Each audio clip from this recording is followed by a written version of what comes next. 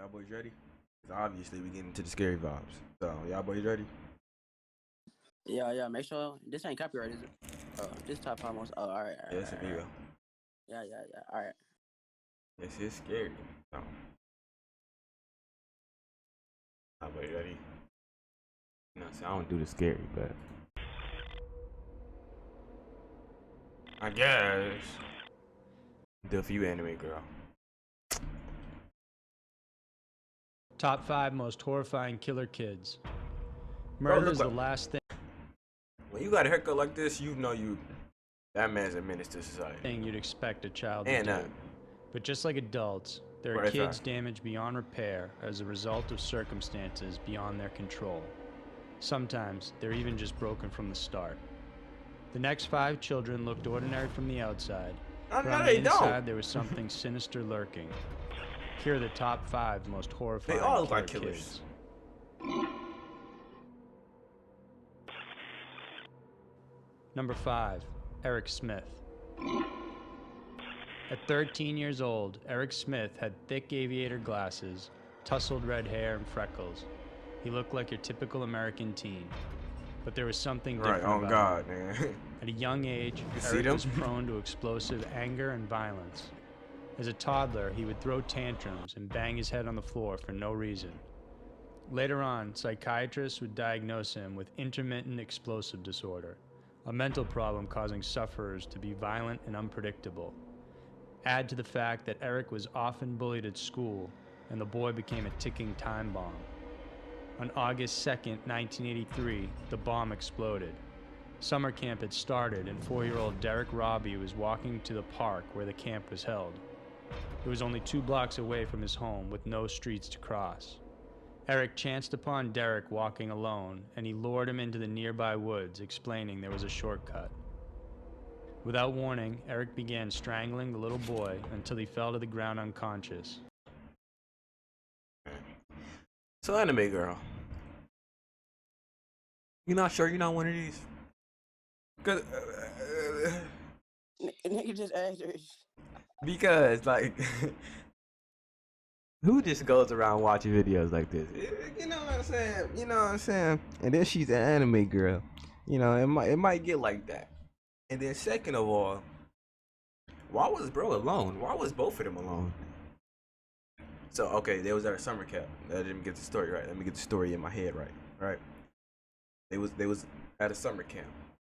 He was about to walk home. L supervisors, just saying. And then the other dude was away from the summer camp too. He was right there. They seen him. Boom. This is summer camp. This these two. Boom. They walking. He in a little thing.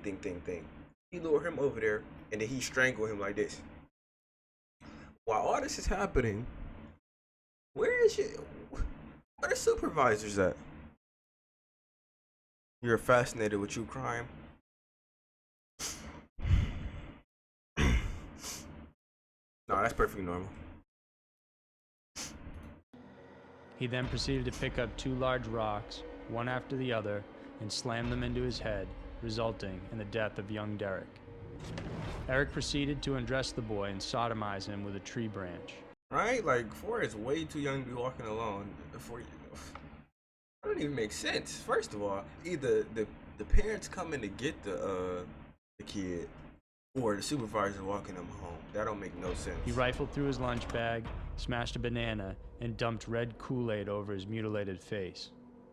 By 11 a.m., Derek's mother, Doreen, arrived at the park to pick up her son, but was told. So if he was gonna get picked up anyways, why did he walk home alone? Maybe he was just taking too long to get there, so they just went up there to go see where he was at. But bro put Kool-Aid in a banana, like, yeah, bro's a demon. RP to the little 4-year-old. But the glasses, that wasn't a regular child. He didn't It couldn't have arrive. been. It couldn't have been. Shortly after, a search operation was underway, and Derek's body was found. 4 days after this, Eric Smith walked into the police station and offered his help with the case. He gave information and asked questions in a somewhat gleeful way. The investigator didn't think much more of it, as it seemed simply like a child who wanted to play cop. That is, until he mentioned seeing Derek from across the street in an open field, which placed him at the crime scene. Eric was also able to describe Derek's clothes, including the lunch bag he had in his hand that day. 7 days after the murder, Smith confessed to killing Derek. He received the maximum jail sentence of 9 years to life, with parole eligibility every 2 years after the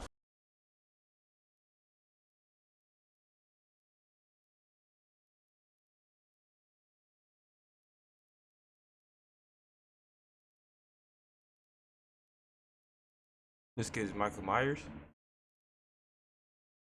9 years is crazy. Okay. This nigga murdered somebody. 9 years is it? I don't care if you're a minor or not. Murder is murder.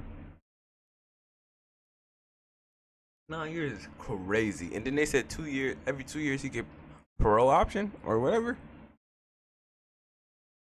They basically saying, this is basically what they saying. They basically saying, oh yeah, go kill somebody else. That's basically what they saying. What's wrong with the justice system? That don't even make first 9 sense. years. He's been denied every parole hearing and remains incarcerated to this day. No, it ain't nothing though. Number Definitely 4, wrong. Christopher Pittman. It was 2001, and at just 12 years old, Christopher Pittman was already getting into so much trouble that he decided to run away from home. When he was caught, he was placed in an institutional facility and given the antidepressant drug Paxil. Elson. He was then shuffled Good off stuff. to live with his grandparents, and with the new town and new home, there came a new doctor too. The Paxil was working for Chris, but wasn't available, so his new doctor prescribed Zoloft instead. Zoloft is known to induce various side effects in children, including aggression, hallucinations, depression, and delusions. Soon after the switch, Christopher began experiencing severe side effects, including a burning sensation all over his body. It got so bad he required additional pain medication. After his grandparents complained that he still felt the side effects, oddly, his Zoloft dosage was increased from 100 milligrams each day to 200 milligrams. Christopher's behavior started becoming more erratic. He ended up choking. Okay, because clearly this is the doctor's fault. I wonder if the doctor. I just keep going because I wonder if the doctor got any what's that called, like jail time. A fellow student after an argument on the bus. Like what? Later, he disturbed the individual playing piano inside his church. That night, he got into a fight with his grandfather and received a spanking. Mad with rage, he marched inside his grandparents' bedroom, took out the shotgun which he had been taught to use, and shot both his grandparents. Using paper and candles, he then set the house on fire and took his grandparents' car, their guns, his dog, and $33 and left. Eventually picked up by police later that night, he told them he had been kidnapped by a man who killed his grandparents. After intense questioning, he eventually confessed to his crimes and even added that his grandparents deserved what they got. Obviously, I mean, it's nothing this kid could have really did. Like, it's not. Obviously, you just don't kill people, right? Right. He's still in fault, but like, what situation? Like, he was put in a situation where he had to take these drugs, and he was put in a situation where he had to take these drugs, and like he had to take them, and they just increased his dosage, knowing that it like enhances anger and aggression, and they still did it. And then he showed signs beforehand, and they still didn't give him extra help. Obviously, it's just poor supervisors, doctors, all that. His trial centered on the controversial drug Zoloft and the effects it had on children.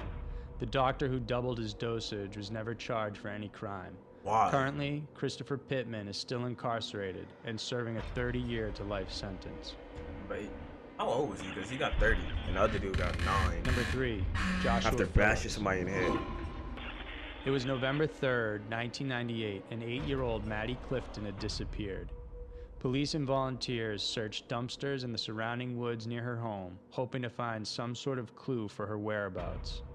What they didn't know was that Maddie was right across the street from her house the whole time, stuffed underneath a waterbed inside her friend and playmate, 14-year-old Joshua Phillips' bedroom. Josh had no history of violence. He claimed that one afternoon Maddie came over and invited him to play baseball. Maddie threw the ball, and he hit it, sending it back at her, accidentally hitting her in the eye, causing her to bleed. Panicked, Josh brought her inside his house. Josh's abusive father had a strict no visitors policy, and afraid of what his reaction would be if he found her inside, he dragged Maddie into his bedroom and proceeded to strangle her with a phone cord for 15 minutes. Afterward,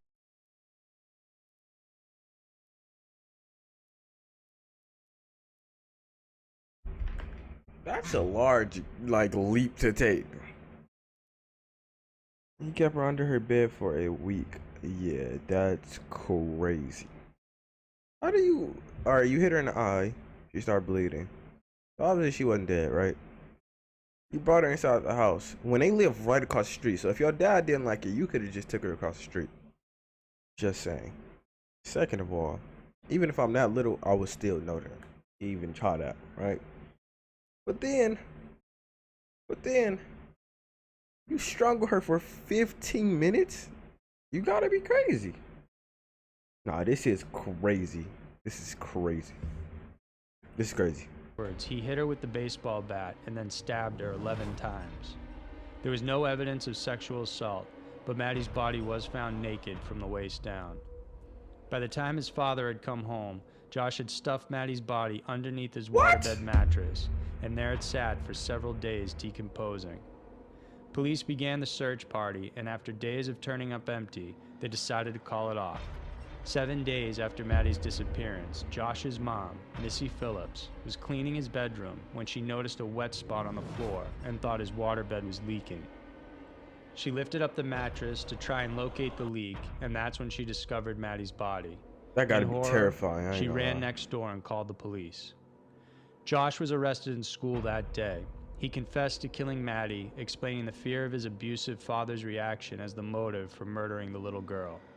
In 1999, Joshua Phillips was convicted of first-degree murder and was sentenced to life in prison without the eligibility for parole. He got life.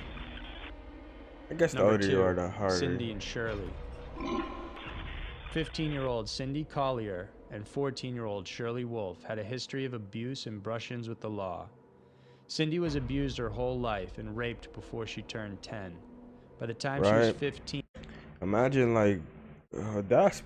that's probably one of the worst things you could do. First you find out you go in there and then you see a dead body under there is crazy. And the fact that things smell that, how long do it take to smell something like that? But that's crazy. Having a dead body under for 7 days a week, it had to start smelling. And then he just slept on it. Nah, bro's bro was either broken or crazy. I don't know what's going on. Her rap sheet included theft, burglary, drug abuse, and assault. Shirley also had a similar disruptive past. Her own father, uncle, and paternal grandfather had sexually abused her from the time she was an infant. By the time she was 6, she ran away from home. What is wrong with people? An infant? Several times until eventually authorities took notice and her father was arrested for the abuse.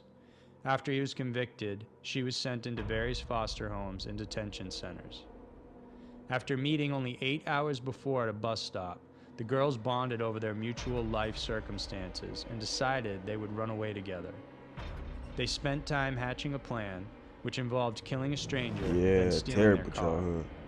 Both girls dyed their hair as a feeble attempt at disguising themselves and went around Cindy's old neighborhood, Auburn Greens in California. They began knocking on doors, and while the majority didn't let them inside their home, finally, one elderly woman did. Anna Brackett, an 85-year-old with grandkids of her own, allowed them in. The girls asked to use the phone, and they chatted with the victim for about an hour. At some point, Anna answered a phone call from her son, who was en route to drive her off to a bingo game. Knowing they had little time, the girls... She's so adorable! An old lady! Not only did she let y'all in her house, she was about to get dropped off to a bingo game. How adorable is that? And you still with... Alright, let's say I'm a killer, right? If I go into an old lady house, first of all, it's an old lady, okay? So I don't know if I would even be going for an old lady, okay? Okay. Let's say we do go for an old lady. Once I hear she about to go to a bingo game, she automatically get off the hook. She automatically. There's no way. She's too adorable. They evil. Straight up evil. That's like perfect word. Like just no. Was attacked. Cindy grabbed a knife, tossed it to Shirley, who immediately began stabbing Brackett in the back over and over again. What is this Anna begged achieving? for her I don't life, get it. but the What is girls this kept achieving? going until she was dead. After the kill, the girls ransacked the place, looked for cash, and grabbed two coulda keys just from the robbed her. counter. Literally The could keys have they just took robbed were her. the wrong ones for the 1970 Dodge in the garage, and so the girls ran on foot near Highway 49. Oddly enough, Carl Brackett, the son of the victim, saw the two girls while he was on his way to his mother's home. Once he got there, he discovered the grisly scene. Eyewitnesses Terrible. eventually came forward, which led to the girls becoming suspects. Once confronted by police, Shirley immediately admitted to the crime, while Cindy didn't say anything. During interrogation, Cindy was confronted with Shirley's confession, and she began to laugh. She then said, "To honestly tell you the truth, we didn't feel any badness. Then after we did it, we wanted to do another one. We just wanted to kill someone, just for fun." Anime girl. What you got me watching? What you got me watching? Okay. This is terrible, okay? What? Speechless. R.I.P. to Granny. Both girls were convicted of the crime, with Cindy serving the maximum of 9 years for a juvenile. She was then paroled in 1992 and has had no 9 further years? run-ins with the law. As for Wolf, she was freed on June 30th, 1995, and has been arrested several times since for petty crimes. Number 1. Tyler Hadley. July 16th, 2011. Everyone at school could tell it was going to be a big party. 17-year-old Tyler Hadley from Port St. Lucie, Florida, kept telling his friends he'd be throwing a rager, but no one thought it would happen. He'd been getting in trouble lately, and as a result, his parents were being extra strict with him. But Tyler had no intentions of letting his parents get in the way of his fun. Around 5 p.m., several hours before the party, Tyler popped some ecstasy, grabbed a hammer from the garage, and marched inside his family room where his mom, Mary Jo, was on the computer working. Tyler stood behind her, and as she turned to face him, he struck her on top of the head. Hearing her screams, Tyler's dad, Blake, came rushing into the room. When Blake asked why he was doing this, Tyler's only reply was, "Why the hell not?" He then bludgeoned his father to death, Definitely finished creepy off his looking. mother, and dragged their bodies to their bedroom, where he began piling clothes and furniture on top of them. He locked the bedroom door and cleaned for about 3 hours, just in time for his guests to arrive. By 11 p.m., the party was in This full is swing. crazy. Close to 60 kids were inside the house that night. They were playing beer pong, stubbing cigarettes everywhere, I actually seen this story on smashing TikTok bottles, before. and trashing the house. Oh, this is crazy. A few of them later recalled sitting down at the computer, taking turns playing songs on YouTube, and noticing a brown, sticky substance, which they assumed to be Coke or beer. Later on, it was found to be Mary Jo's blood, which Tyler had tried to get rid of using coffee granules. The party kept going while Tyler's behavior bobbed from panicky to gleeful. Right, he threw it At some a point- party. Why would he show this? He told his best friend what happened, detailing how he killed his parents, even showing him a bloody footprint in the garage before ultimately revealing their bodies in the bedroom. By 4:40 a.m., the police arrived. His friend Michael Mandel had called Crime Stoppers to report the murder, As he and Tyler should. was arrested when the police discovered the horrifying sight. Tyler's explanations for the crime varied. First, he blamed medications he was taking, then said his father was not his real dad, and insinuated he was physically abusive. Neither of these were true. Finally, he admitted that it was because he wanted to throw a party, but knew his parents would object to it. Tyler Hadley was originally charged with first-degree murder and sentenced to life with no chance of parole. But as of 2016, his case will be open for resentencing due to the Supreme Court 2012 ruling that barred minors from receiving life imprisonment without parole. That don't even make sense. Why is that even a rule? That minors can't get life. If it's murder, I don't care how old you are. If you... No, they got it. System got it. So those were the top System 5 most horrifying killer kids. Whether these children were a product of their environment, simply born evil, or perhaps a mix of both, the thought that a young person can commit such a terrible act like... It's only one dude on here that I would say it's just because his circumstances that he actually got turned to a killer. This was W video. W. Right, like who lets a 4-year-old walk home alone? Exactly. And it's the dude that the medication, he had to keep taking the medication. Even though you still shouldn't kill, it's like, you know what I'm saying, medication can do a lot to people. But that was a W video. It was definitely sad though. Kinda scary. But that was a W.